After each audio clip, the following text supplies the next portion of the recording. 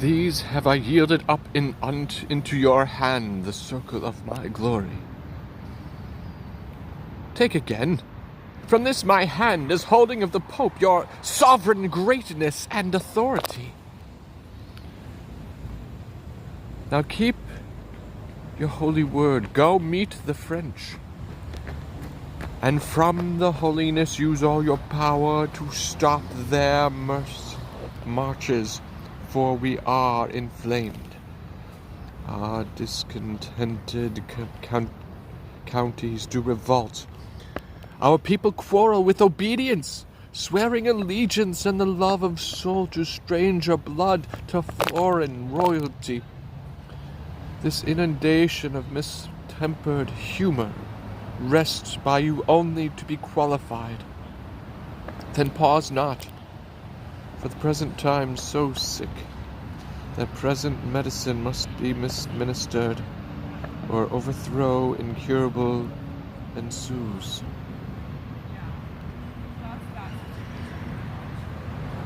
It was my breath that blew this tempest up, upon your stubborn usage of the Pope. But since you are a gentle convertite, my tongue shall hush again the storm of war, and make fair weather in your blustering land.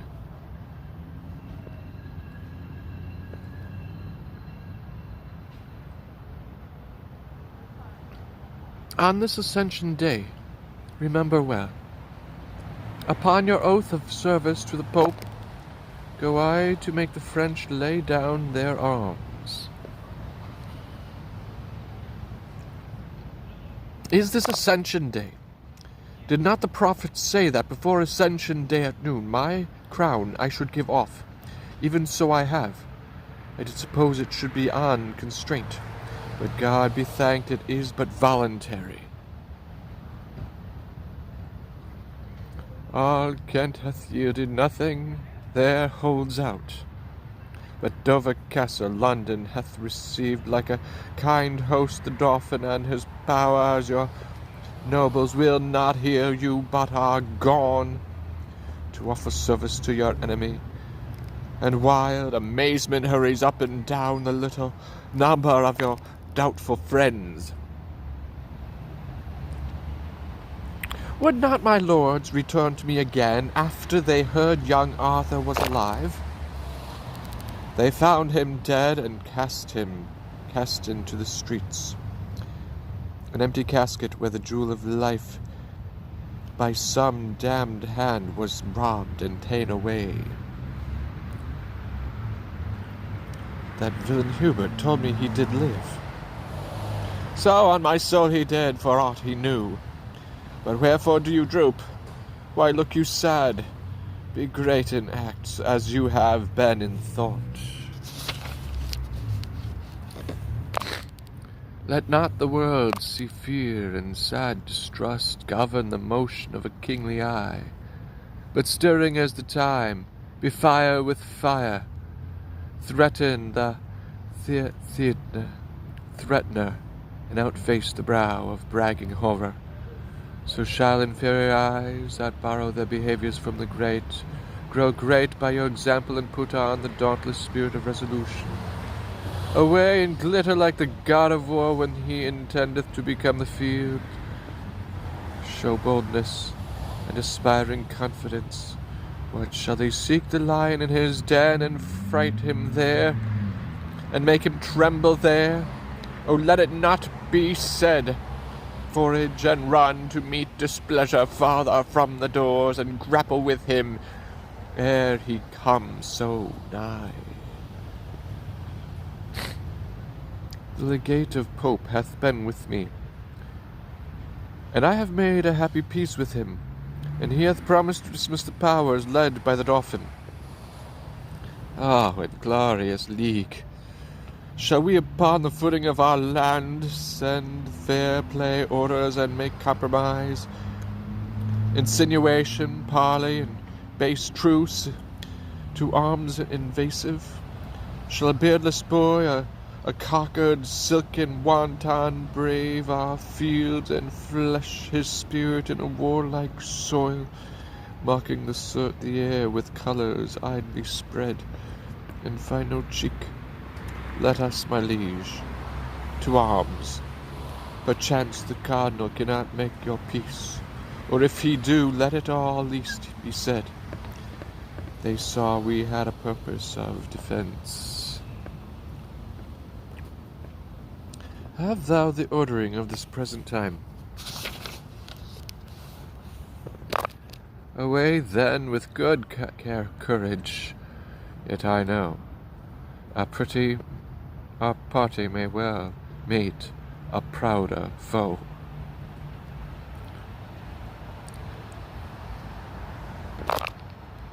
My lord Mahon, let this be copied out, and keep it safe for our remembrance. Return the precedent to these lords again, that having out our fair order written down, both they and we perusing o'er these notes, may know the wherefore we took the sacrament, and keep our faiths firm and inviolable. Upon our sides it never shall be broken and nobled often, albeit we swear a voluntary seal and unurged faith. To your proceedings you believe me, Prince. I am not glad that such a sore of dime should seek a plaster by contemned revolt, and heal the inveterate canker of one wound by making many. Oh, it grieves my soul that I must draw this metal from my side, to be a widow-maker. Oh, and there, where honourable rescue and defence cries out upon the name of Salisbury, but such is the infection of the time, that for the health and physic of our right we cannot deal but with the heavy hand, with the very hand of stern injustice and confused wrong.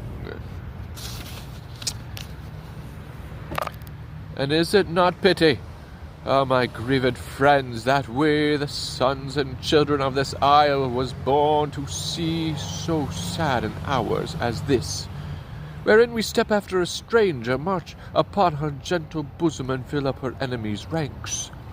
I must withdraw and weep upon the spot of this enforced cause, to grace the gentry of a land remote, and follow unacquainted colours here. What here? O nation, that thou couldst remove that Neptune's arms, who clippeth thee about, would bear thee from the knowledge of thyself, and grapple thee unto a pagan shore, where these two Christian armies might combine the blood of malice in a vein of league, and not to spend it so on neighbourly.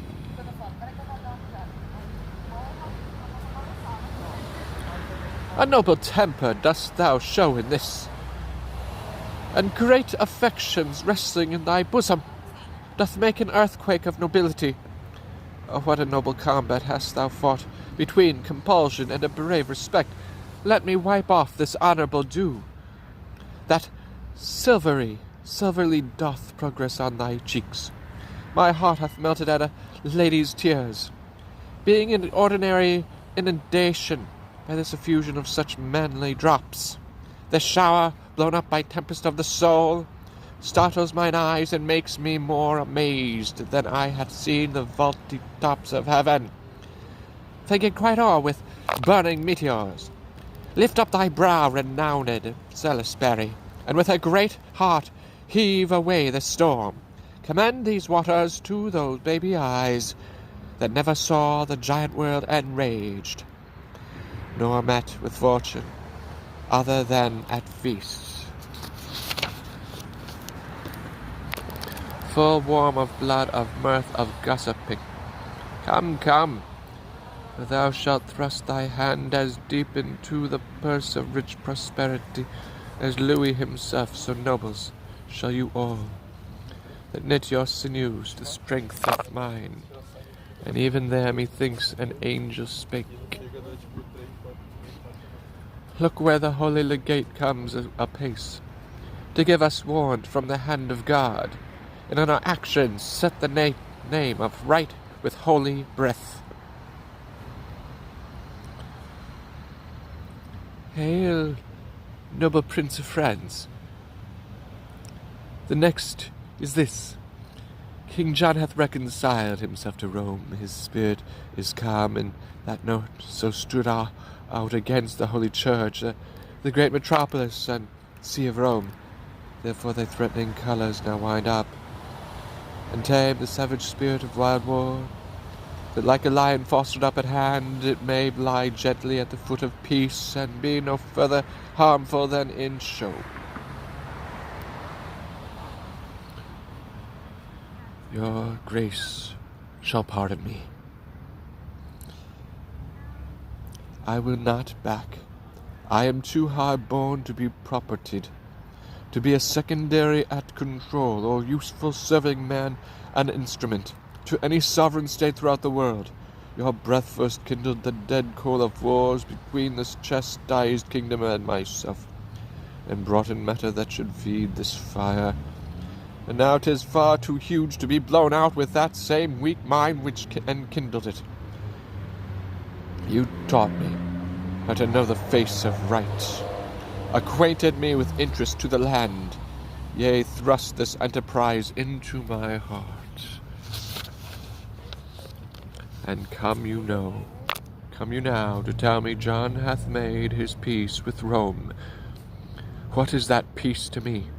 I, by the honour of my marriage bed, after young Arthur, claim this land for mine, and now it is half conquered, must I back, because that John hath made his peace with Rome? Am I Rome's slave? What penny hath Rome borne? What men provided? What munitions sent to underprop this action? Is it not I that undergo this charge? Who else but I, and such as to my claim are liable? Sweat in this business and maintain this war? Have I not heard these islanders about out vive le roi, as I have banked the towns? Have I not here the best cards for the game to win this easy match played for a crown? And shall I now give o'er the yielded set? No, no, on my soul it never shall be said.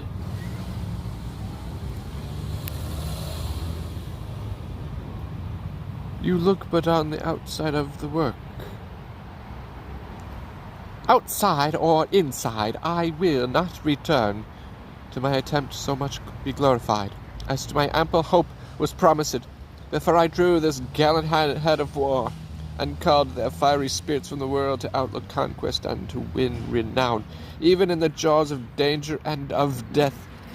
What lusty trumpet shut thou doth summon us?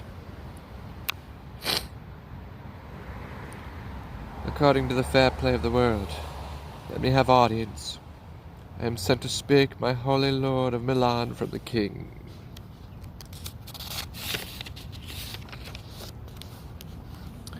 I come to learn how you have dealt for him, and as you answer I do know the scope and warrant limited unto my tongue. The dolphin is too wilful opposite, and will not temporize with my entreaties. He flatly says he'll not lay down his arms. By all the blood that ever fury breathed, the youth says well. Now hear our English king, from thus his royalty doth speak to me, he is prepared, and reason too he should.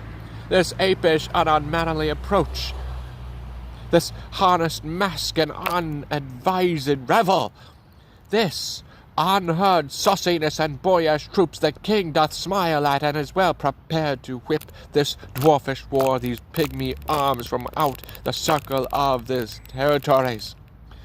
That hand which had the strength, even at your door, to cudgel you and make you take the hatch, to dive like buckets in concealed wells, to crouch in litter of your stable planks, to lie like pawns locked up in chests and trunks, to hug and swine, to seek sweet safety out.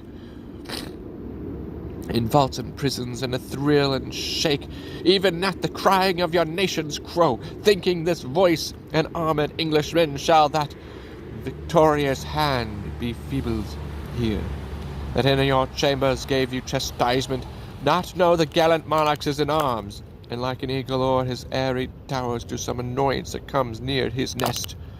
And you, degenerate, you ingrate revolts, you bloody Neros, ripping up the womb of your dear mother England, blush for shame, for your own ladies and pale-visaged maids. Like Amazons come tripping after drums, their thimbles into armored gauntlets change, their needles to lances, and their gentle hearts to fierce and bloody inclination.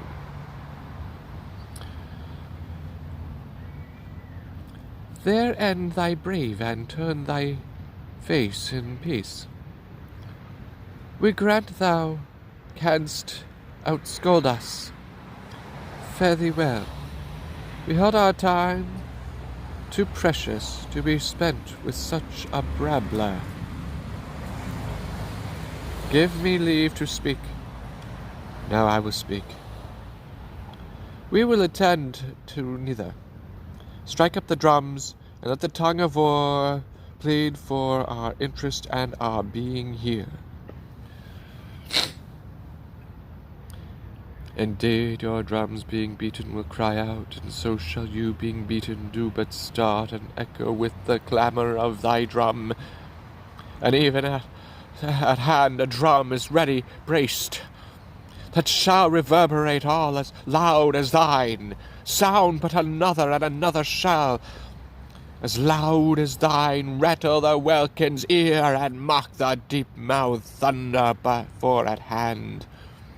Not trusting to this halting legate here, whom he hath used rather for sport than need, is warlike John, and in this forehead sits a bare-ribbed death, whose office is this day to feast upon whole thousands of the French. Strike up your drums to find this danger out, and thou shalt find it, Dauphin, do not doubt.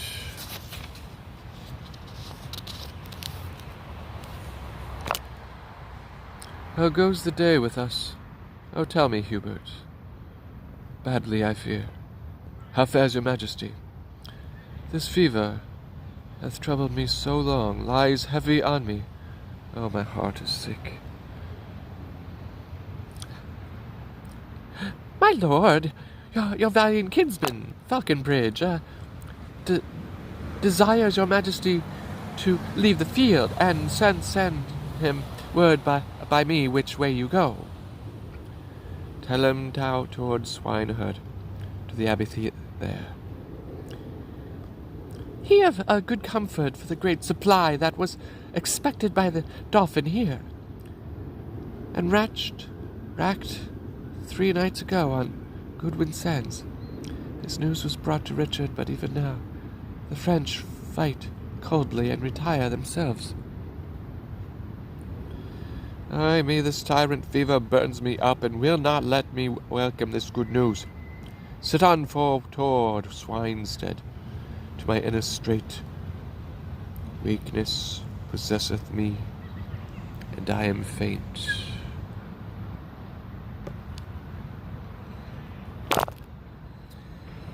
I did not think the king so stored with friends. Up once again, put spirit in the French. If they miscarry, we miscarry too.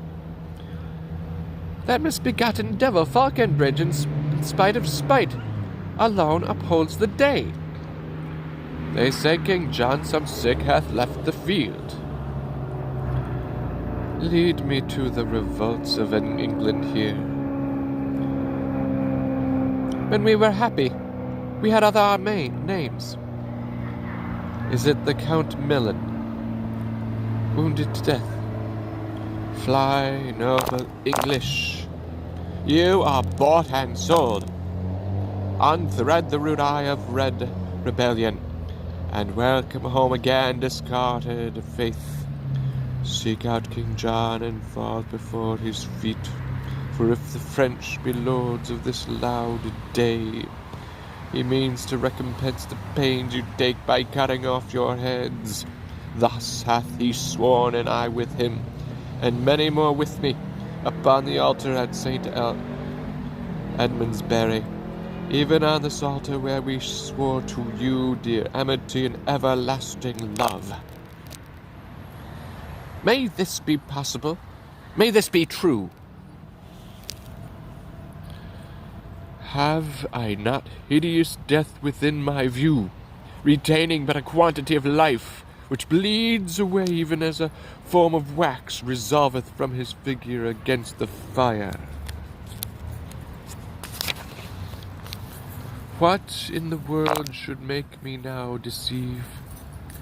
Since I must lose the use of all deceit, why should I then be false, since it is true that I must die here and live? Hence by truth I say again, if Louis do with that day he has forsworn, if e'er those eyes of yours behold another daybreak in the east. But even this night, whose black contagious breath already smokes about the burning crest of the old, feeble, and day-wearied sun, even this ill night your breathing shall expire, paying the fire of rated treachery, even with a treacherous fine of all your lives. If Louis by your assistance win the day, commend me to one Hubert with your king, the love of him, and this respect besides, for that my grandsire was an Englishman, awakes my conscience to confess all this, in lieu whereof I pray you hear me hence from forth the noise and rumour of the field, where I may think the remnant of my thoughts in peace, and part this body and my soul with contemplation and devout desires. We do believe thee, and beshrew my soul, but I do love the favour and the form of this most fair occasion, by the which we will untread the steps of damned flight, and like a baited and retired flood, leaving our rankness and irregular course, stoop low within these bounds we have o'erlooked, and calmly run on it in obedience. Even to our ocean, to our great King John, my arm shall give thee help to bear thee hence, for I do not see the cruel pangs of death.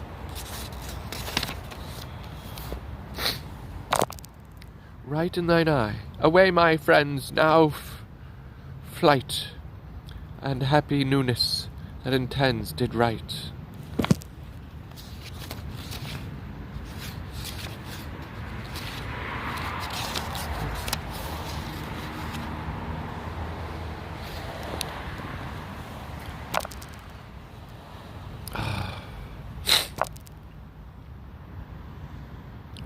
The sun of heaven, methought, was loath to set,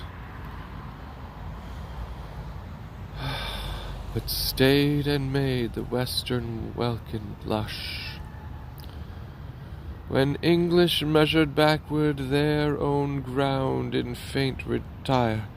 Oh, bravely came we off with such a volley of a needless shot, after such bloody toil.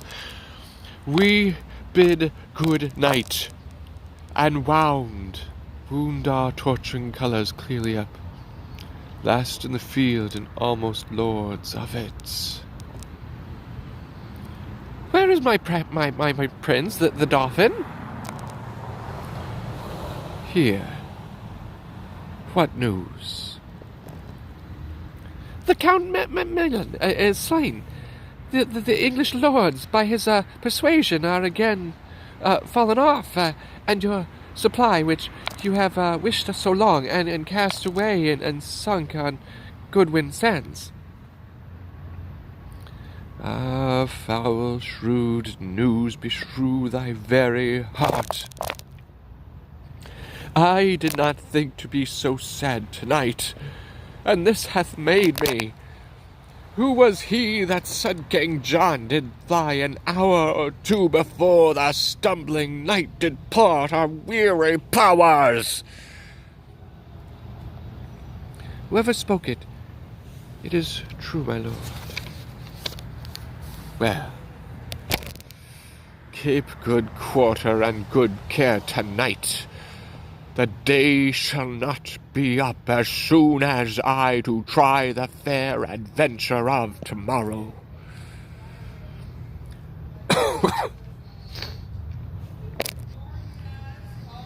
Who's there? Speak, ho! Speak quickly, or I shoot. A friend, what art thou? Of the part of England. Whither dost thou go? What's that to thee? Why may not I demand of thine affairs as well as thou of mine? Hubert, I think? Thou hast a perfect thought. I will upon all hazards will believe. Thou art my friend, that knowest my tongue so well. Who art thou? Who thou wilt, and if thou please, thou mayest befriend me, so much as to think I come one way of the Plantagenets. Unkind remembrance, thou an endless night, have done me shame. Brave soldier, pardon me, that any accent breaking from thy tongue should scape the true acquaintance of mine ear. Come, come, sans compliment, what news abroad?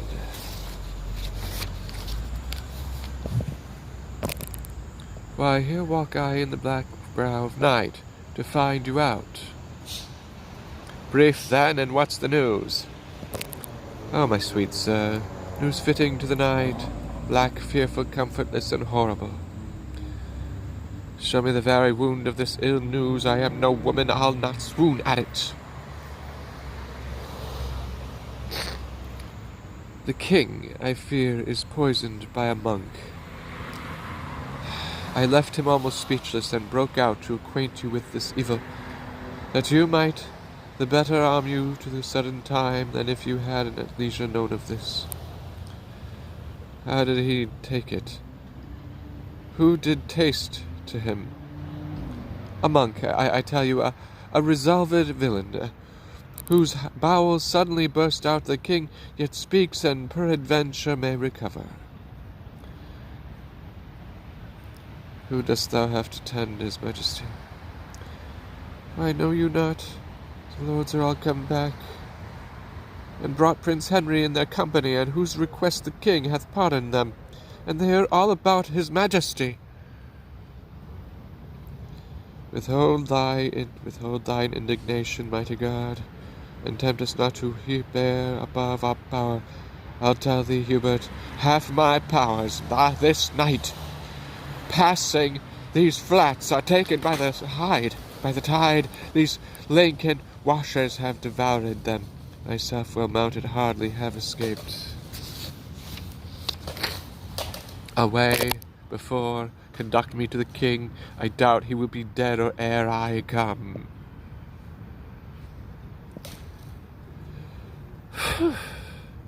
It is too late.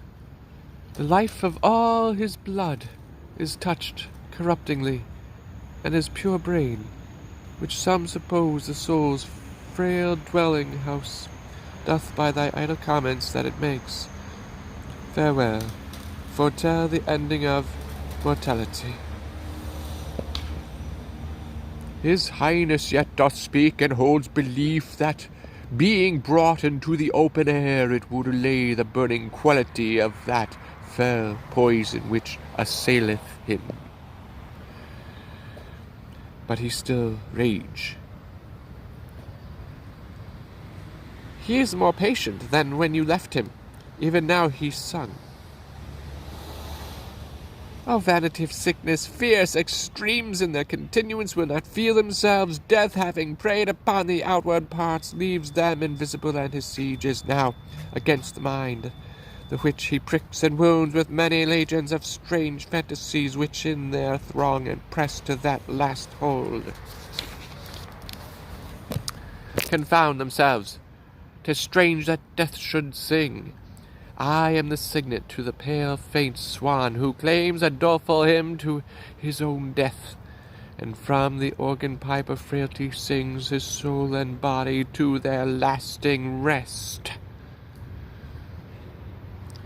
Ye of good comfort, prince, for you are born to set a form upon that indigest, which he hath left so shapeless and so rude.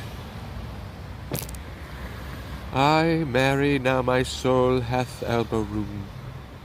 It would not out of windows nor at doors. There is so hot a summer to my bosom that all my bowels crumble up to dust.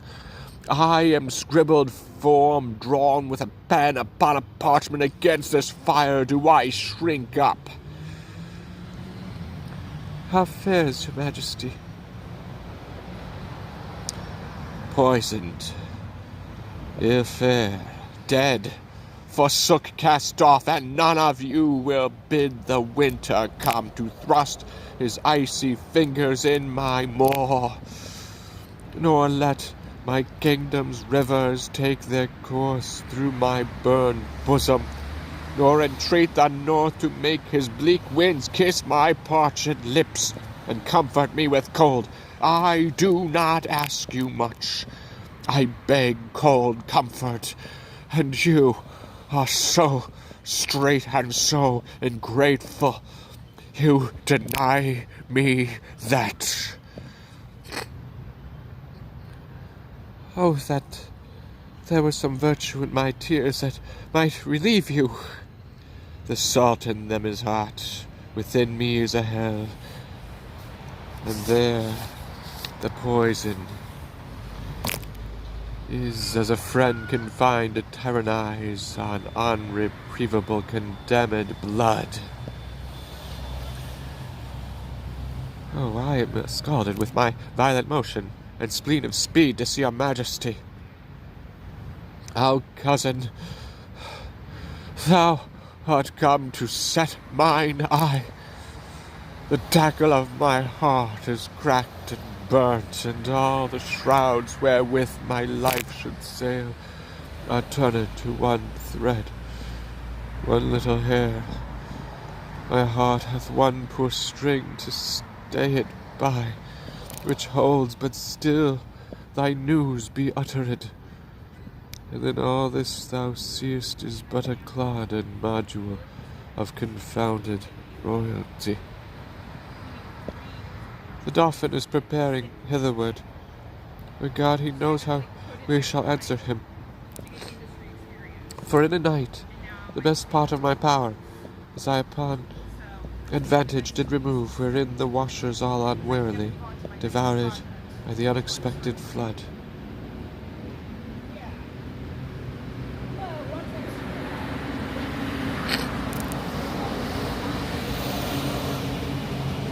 You breathe these dead news in as dead an ear, my liege, my lord, but now a king, now thus.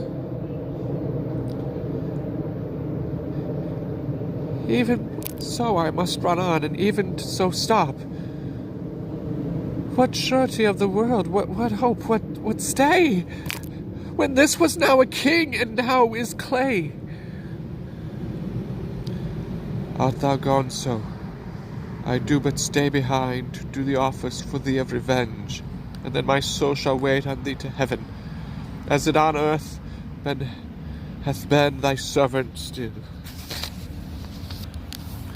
Now, you stars that move in your right spheres, where be your powers?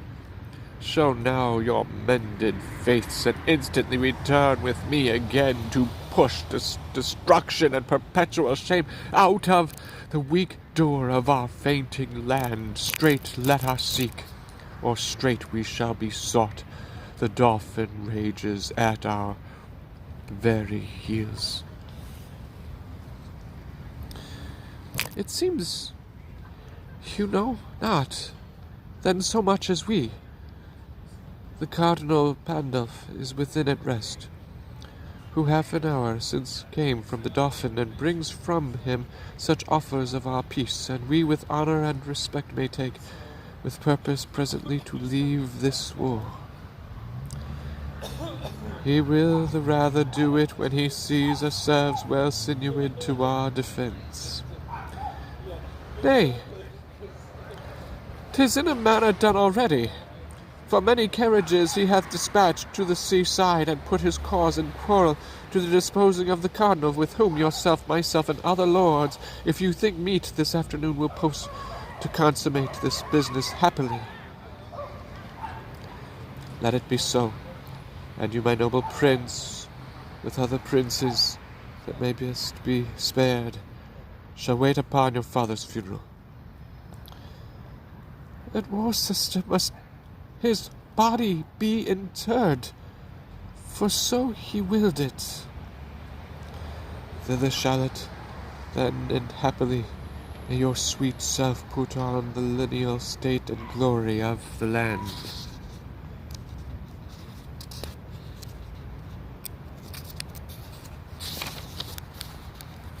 To whom with all submission on my knee I do bequeath my faithful services and true subjection everlastingly. And the like tender of our love we make to rest without a spot for evermore. I have a kind soul that would give you thanks, and knows not how to do it but with tears. O let us pray the time but needful woe, since it hath been beforehand with our griefs. This England never did nor never shall lie at the proud foot of a conqueror, but when it first did help to wound itself, now these her princes are come home again, come the three corners of the world in arms, we shall shock them. Naught shall make us true rue, England to itself do rest, but true.